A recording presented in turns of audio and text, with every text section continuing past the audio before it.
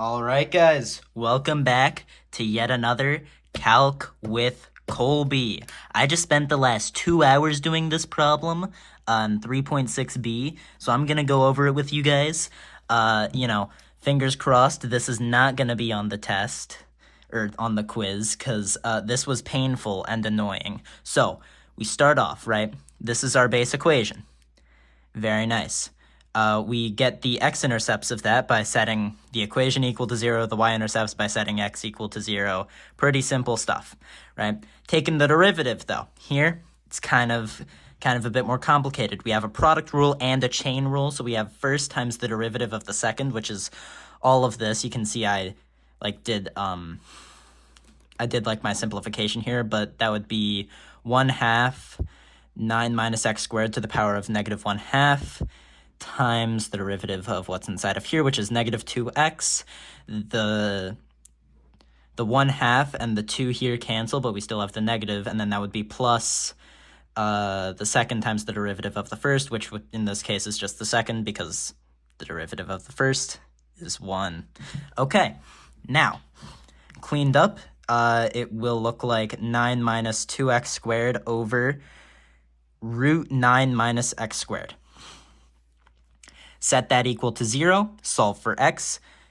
In both the numerator and the denominator, we get plus or minus 3, comma, plus or minus 3 over root 2. Not too bad. So we set up our intervals. Oh, one more thing with radicals, which I almost forgot to mention.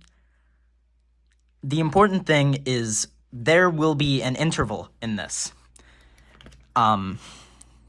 So typically for radicals, they're not defined when the radical is negative. And so when will the radical be negative here? Well, it'll be negative at any point where x squared is greater than 9, pretty much. So that's going to be below negative 3 and above 3, right? Because say you plug in 3.1 squared is like something above 9. 9 minus something above 9 is a negative, and taking the square root of a negative isn't a thing that we can do. So that would be our perimeter, I guess. So that's important, and it saves us a bit of headache with, when we have our actual graph here, we won't, be outside of the interval. Okay. Now, with that out of the way, set up our intervals, plug a number within the interval back into our derivative. We get negative with decreasing, positive for the second one, increasing, and then negative for the third one, decreasing yet again. Okay. So here, since it's going from decreasing to increasing, we have a minimum at negative root 3 over 2, comma, f of negative root 3 over 2. Or no, of 3 over root 2, sorry. So plug negative 3 over root 2 back into the equation, gets us our y. Now we have this point, easy peasy. And then we have a max, because it's going from increasing to decreasing. We have a max at 3 over root 2, comma, f of 3 over root 2, which is 2.12, comma, 5.56. Then we take the second derivative, which is going to be a quotient rule, so bot d top minus top d bot, all over bot bot. I didn't do the all over bot bot here because it's really simple, and just cleaning up the denominator is easier to do when you don't have to constantly write all over 9 minus x squared. So bot would be 9 minus x squared to the power of 1/2. D top would be negative 4x, because put that down, it's negative, this cancels, that goes out to 0. Pretty simple. Minus the top, which is 9 minus 2x squared, times the derivative of the bottom, which would be, since this is a chain rule, 1/2 9 minus x squared to the power of negative 1/2 times, it's kind of hard to make out here because I ran out of space, because I had some other stuff here that I ended up erasing, negative 2x, because that's what the derivative of this is, because that cancels out to 0. After cleaning that up, the 2 in here and the 2 in the denominator here would cancel. And then we take out, since we have a common term here and here, we take out the lesser of the two terms, which is 9 minus x squared to the power of negative 1/2. So we take out the term with the lower exponent. So then we subtract a negative 1/2 from the exponent of both of these, right? So that would essentially become negative 1/2 plus 1/2, which zeroes that out, so that makes it 1.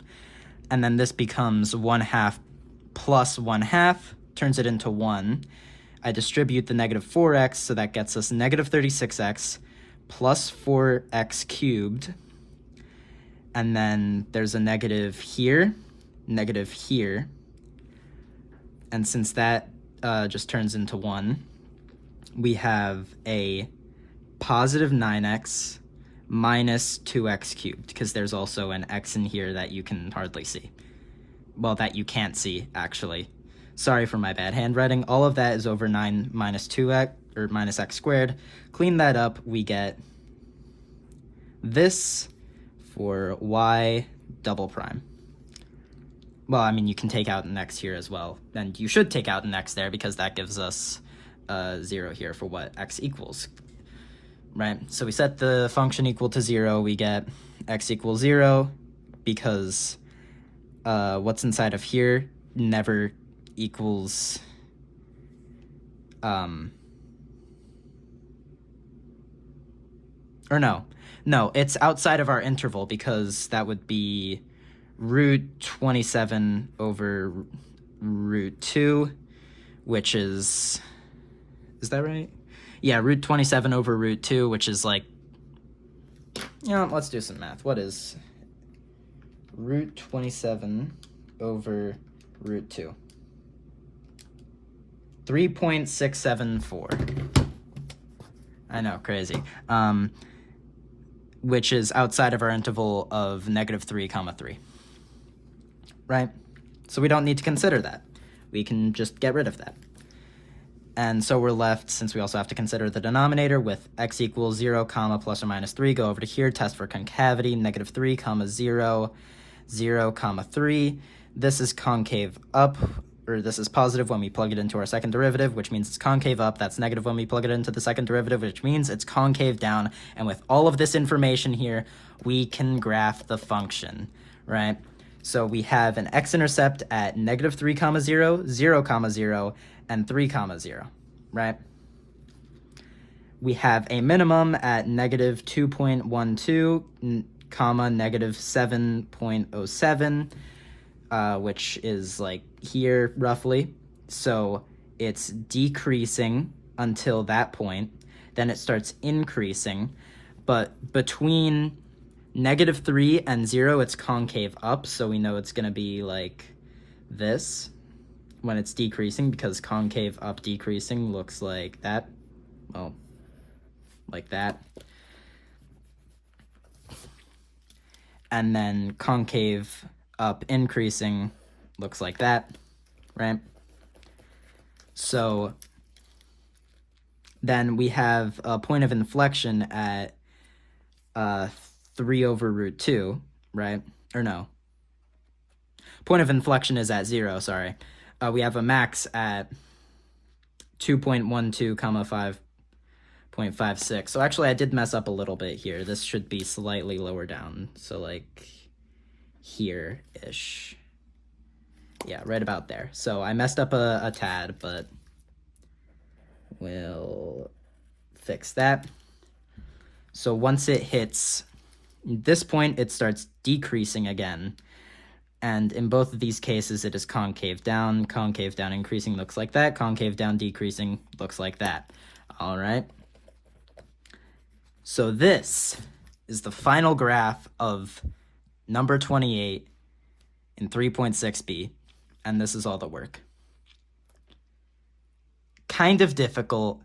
Honestly, it shouldn't have taken me 2 hours. It took me 2 hours because I like dropped a negative somewhere, thought I dropped a negative somewhere else. It was a very silly occurrence. Shouldn't have happened, but it did. So hopefully that's not going to happen on the quiz tomorrow. Yeah, that'd be unfortunate. So now we're going to do number 29 together, right? Let's see how it goes. The equation is y equals 3x to the power of 2/3 minus 2x. Thankfully, this is an odd number, so we can check our work in the back of the book. All right. Huh. Well, this is interesting, isn't it? Okay. I guess first thing would be maybe to like take out this. So that would be x 2/3 3 minus 2x to the power of 1/3. Set that equal to 0 for the y-intercept. What are we gonna get here? Or no, for the x-intercept, sorry. Solving for x, I mean, it's kind of hard to get to that without a calc. I guess we could do it from here. No. All right, I think we're gonna ignore x-intercepts for now and instead go for the y-intercept where x equals 0, because that's really easy. It's 0. So the y-intercept equals 0, 0. Easy peasy. The x-intercept? So I guess we'll not worry about that for now. Hope it doesn't come back to bite us. So there aren't any horizontal asymptotes or vertical asymptotes or anything because it's not over anything. So, yeah. Then take the derivative of this. So 3 2/3 x to the power of negative 1/3 minus 2. Okay, so these threes cancel. We're left with 2 over the cubed root of x minus 2. And you know what? Okay, actually, new plan. We're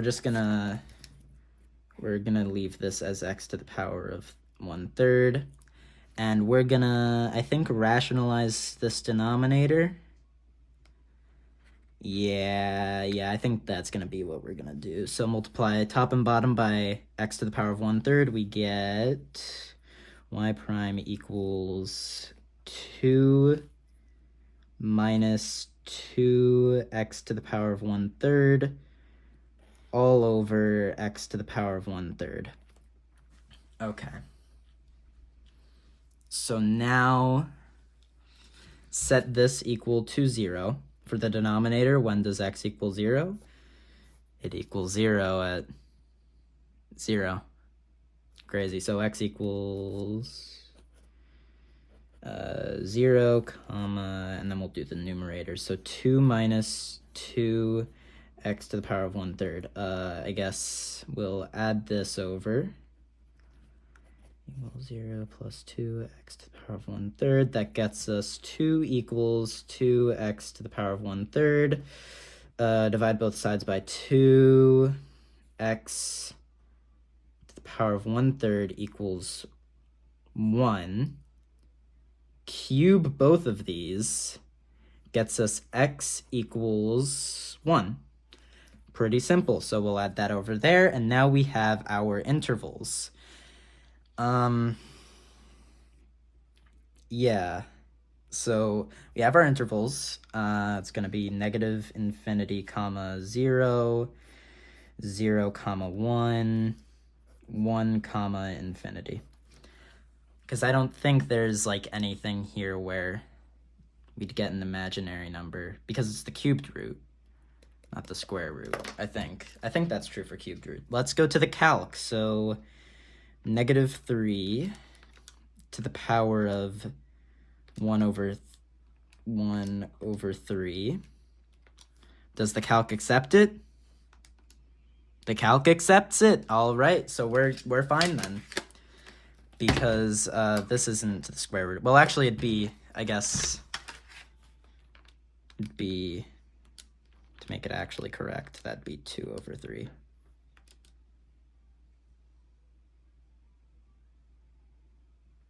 Okay, well, the calculator still has no problems with it, so everything should be a-okay. All right, we'll test our intervals here. I need the calc again. Let's go. I mean, I guess I don't need it really, but I would prefer it. So let's see. We put in a -1 will do. That's gonna be 2 minus -1 to the cubed root is still -1, so -2, that'd be 2 plus 2 over -1, so that's positive over negative, which is a negative, which means we're decreasing here. From there, we'll put in a 1/2, that's gonna be 2 minus 1 over 8, or no, 2 over 8, 1/4, that's still positive. Positive over positive, increasing. Then here, if we do a 2, no, we'll do something that we can like actually take the cubed root of. So we'll do 8. So that's going to be 2 minus 2 times 2. It should be 4, I think. So 2 minus 4, which is negative over a positive. That's going to be negative or decreasing. Okay.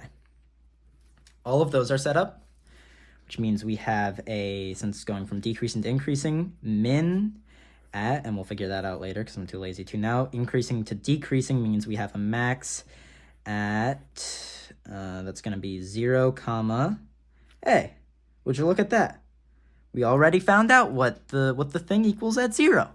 Isn't that great? I'm actually going to move this up a bit. Okay, so it's 0, minimum at 0, 0, and a maximum at 1, comma, I guess we have to plug it in to find out. So 3 times 1 squared, and the cubed root, that's just 1. So 3 minus 2. It's 1. Well, no way. All right. But just to make sure, it's calc time. All right. So 3, 1 to the power of 2/3. I have to put that in parentheses because this calc is lame. It's 1. Let's go. All right. So we have our minimum and maximum. That's everything that we can get from the first derivative. So let's take the second derivative. Oh, yeah. All right. Looks like we're going to have to do bot d top over top d bot. So bot 1/3 bot times the derivative. Well, actually, notate that. Times the derivative of the top is 0 minus 2 1/3 x to the power of negative 2/3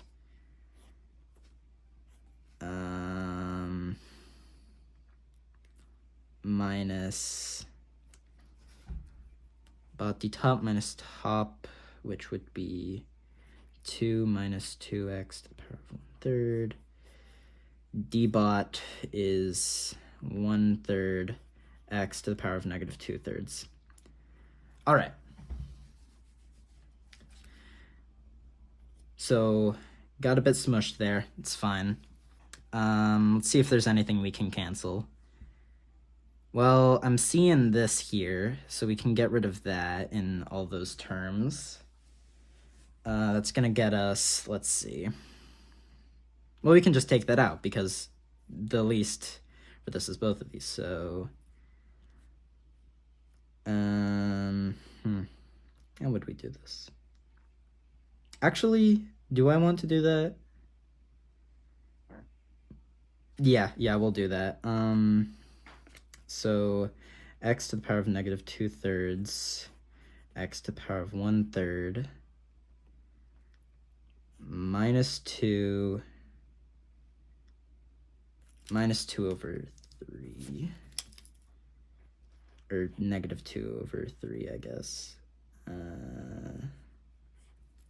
minus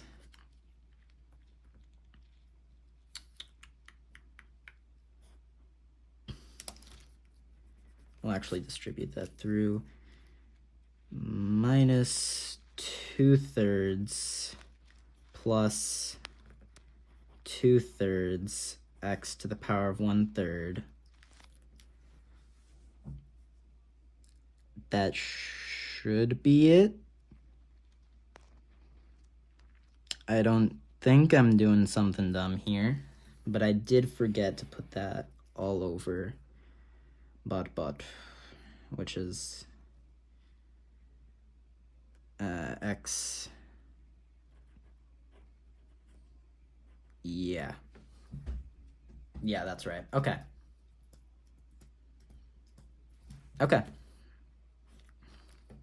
It's the end of that. Now we distribute that through. That gets us negative 2/3 x to the power of 1/3. So that and that cancel out, which leads to, looking at this,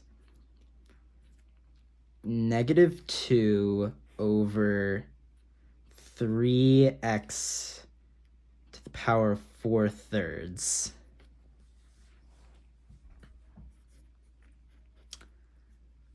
I think, because we're left with a negative 2/3. Put that onto the bottom. Multiply that, so that would be,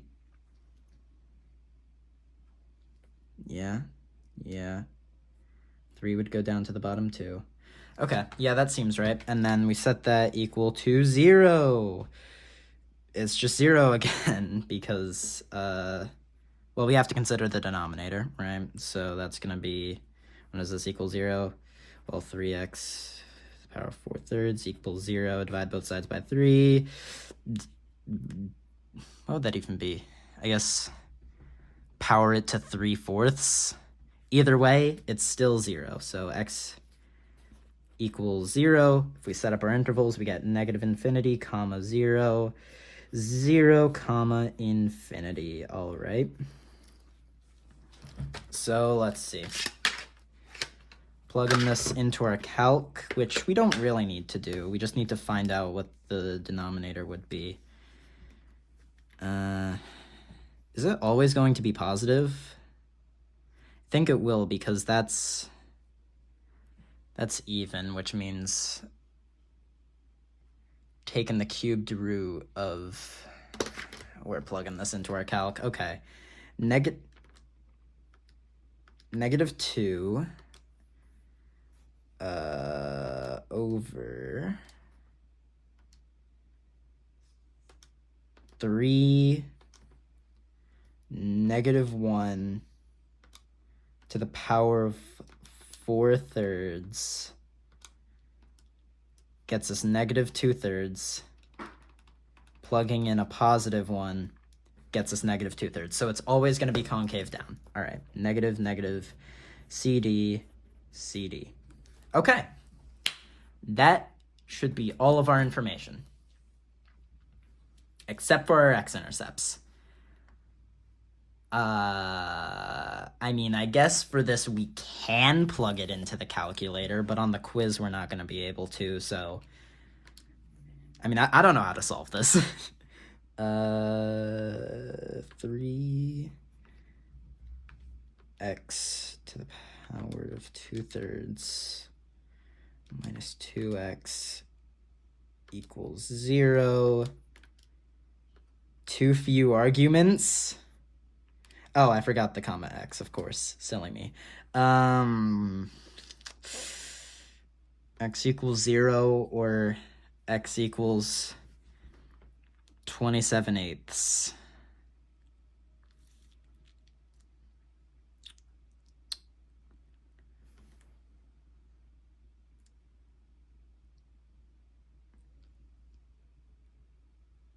Uh-huh. Thank you, Calc. I probably could have figured that out on my own. Maybe. I mean, I should have been able to figure this out because they're both 0, but 27/8. What does that turn out to? 3.375, comma 0. Okay, sure.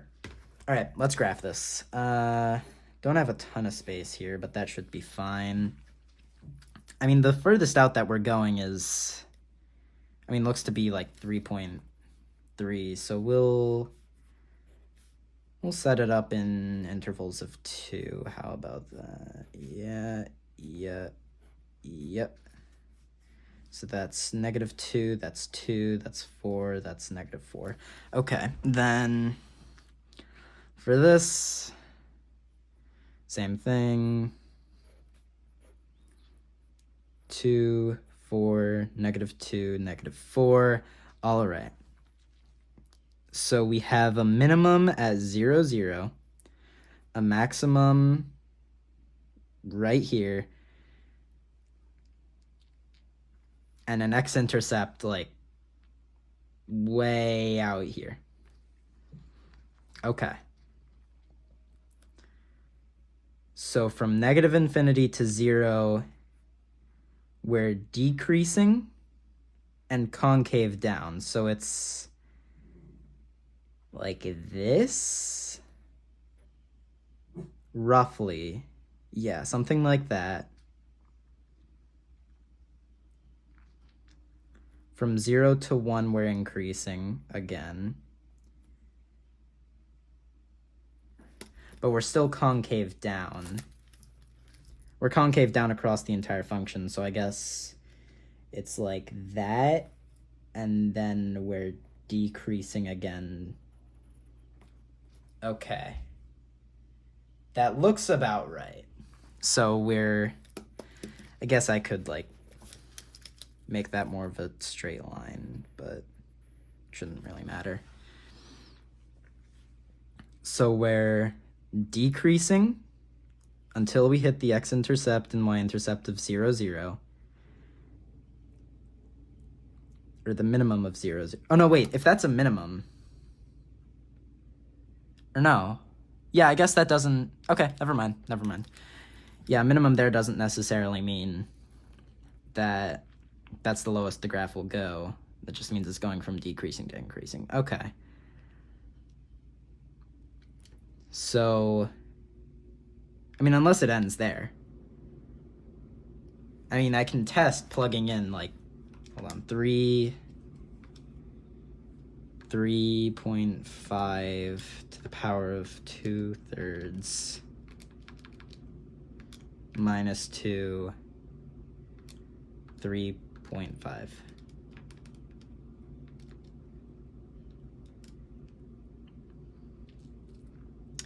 Yeah, no, that's not the end of the graph. It's still defined there. So I think it is something like that.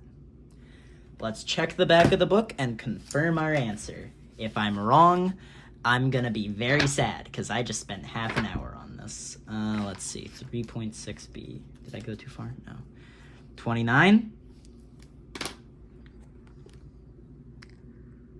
Would you look at that?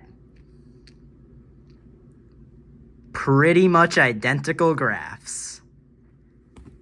This has been Calc with Colby. Thank you for tuning in. Have a wonderful day. Good luck on the quiz tomorrow, guys. This took half an hour for one problem. Really wasn't too difficult. So, fingers crossed the quiz isn't going to be awful. All right, love you guys. Bye-bye. Mwah.